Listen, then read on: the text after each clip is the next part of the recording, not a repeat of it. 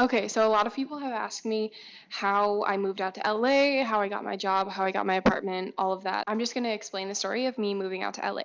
Rewind to summer 2017. I had a acquaintance friend who was living out in LA and trying to model. She said her agent was interested in me. I could meet with her agency and possibly get signed, and I had always kind of wanted to model, try it.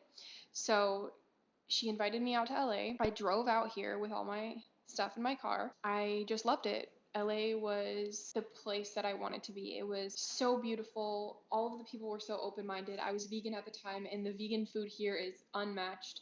Just the open mindedness was such a refreshing thing coming from the Midwest. It was amazing. I talk about this positivity and the laws of attraction, and I talk about all of this hippie stuff, and that's what I get called. I get called a hippie. People out here, they understand, they get it. If you think, they just get it. So I lived out here for the summer. I drove back home. I decided this is kind of where I want to live. And I was dating a guy at the time who also wanted to move out to LA. So we had both planned it together, looked at places, all of that, and decided that we were going to move the following summer, summer 2018. Him and I broke up shortly before that. And I wasn't going to move out to LA because I was a little hurt and sad and poor me. And then I had a talk with my boss, and she was so great, and she explained to me that I wanted to move out there before I even met him, which I did, and I went out to LA before I ever met him. So I decided to move out by myself. So I packed up my car with my best friend, thank you Emily, otherwise I never would have done it, and drove out to LA all by myself. Left from Madison at 10, have about six and a half more hours to go for the day. Haven't eaten yet. Haven't stopped yet. I'm gonna have to pee soon. The whole time in between summer 2017 and summer 2018, I had been working to save up money to come out here, living with my parents. I stayed with a friend in San Diego for a month before I came up to LA, trying to find maybe an apartment or a job. I was applying to jobs, hoping I could get a job before I actually moved to LA, and that just didn't work out. I think you kind of have to be here. I highly recommend getting a job first. So try to find friends here that you can stay with while you're getting a job. Or I used this app called Trusted House Sitters. You can apply online. It's $99 a year. If you love animals and you love traveling, I found this place for a month in LA that I stayed and cat sat for this lady, and all I paid was the $99 fee for the year to be a part of this Trusted House Sitters. You have to have a background check and all of that. And so I cat sat for this lady for 1 month, just watched her cats, fed her cats, and lived in LA rent free for the month. So, Trusted House Sitters, highly recommend. You can do it anywhere in the world too. Not an ad. I love them. So I stayed with some friends. I did some of the house sitting thing. I mean, I was kind of like, I was homeless, but not homeless. I had my car and I had friends, but I didn't have my own home here. So it wasn't all easy. It wasn't like I just came here to LA, moved here, got this amazing apartment.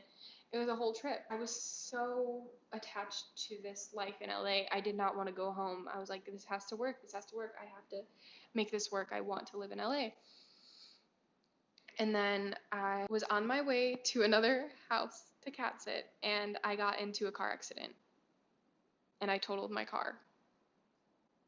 And my car was the thing that was keeping me. With my car, I could do anything. I feel like I could drive home if I wanted to. I could get away from situations I didn't want to be in. My car was my home.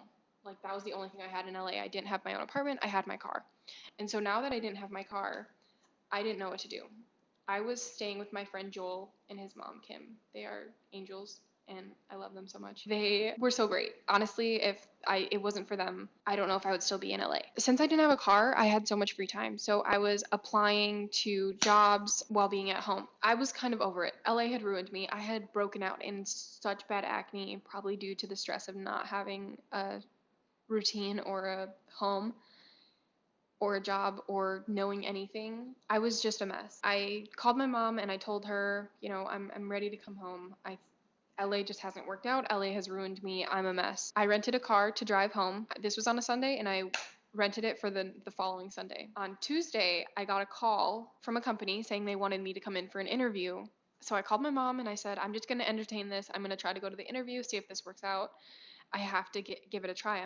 I don't want to give up this easily on my dream of LA. I went to the interview. I thought it went very great. It was almost perfect. It was perfect. It was exactly what I had done back home. I had experience. I'm very good with people. I plan on staying in LA. They really liked me. And so I thought the interview went very well.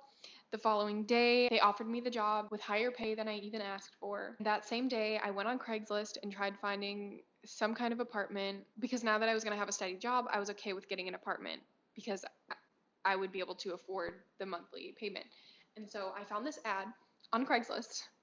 It was this man who had an apartment. It was a 3 bedroom, no living room with a kitchen in Burbank, and my work was in Koreatown. This was $650 a month. That's unmatched in LA for your own bedroom.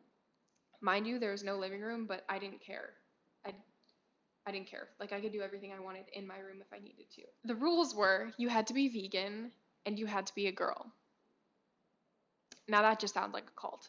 First I texted him. I always check to see if someone has iMessage and he didn't have an iMessage.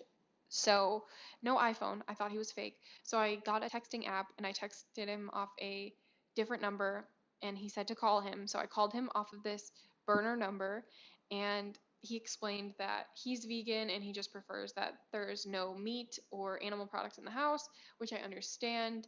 And he also said that he has a daughter that comes to visit him sometimes, so he wanted to make sure that the house was safe for her and he wouldn't feel comfortable if there were men in the house. So I understood. $650 a month. And it was a pretty decent sized room with a closet. I had my guy friends take me to the apartment to see if it was legit. I had gotten all my money the first month, last month, and security deposit. Showed up and he was a normal guy. He was 50, but he was a normal guy. He worked for Disney and he just is a very frugal man and just really hates spending money.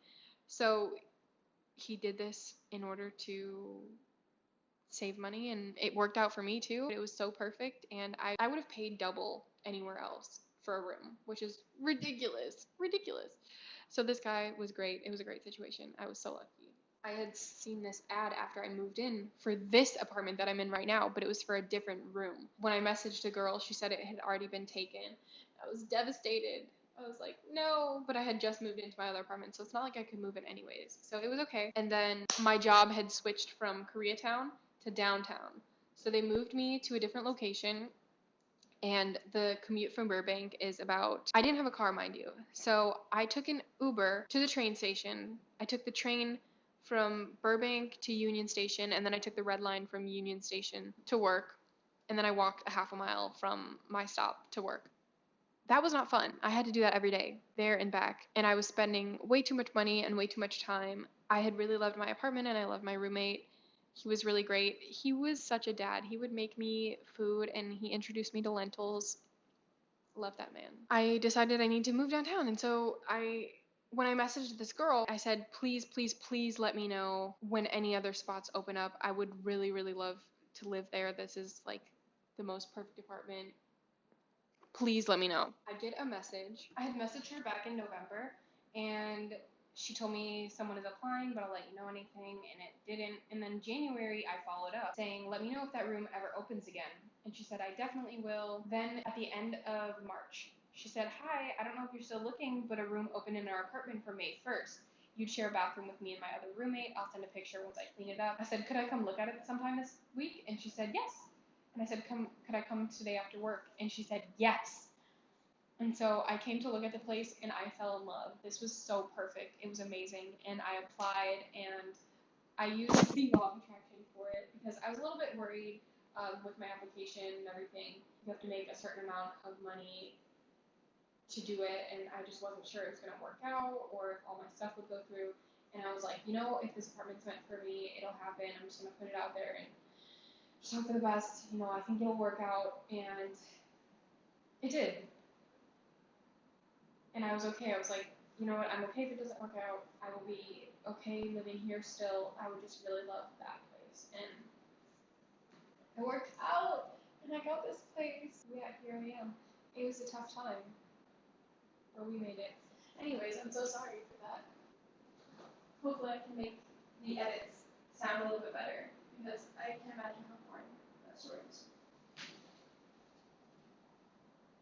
I'm editing this right now, but I just want to say anything and everything you want to do, you can do. I am living proof of that. Did you just listen to that story? You know how many times I failed? Just don't give up. Corny as crap, but just do it. You can do it. I believe in you. Love you.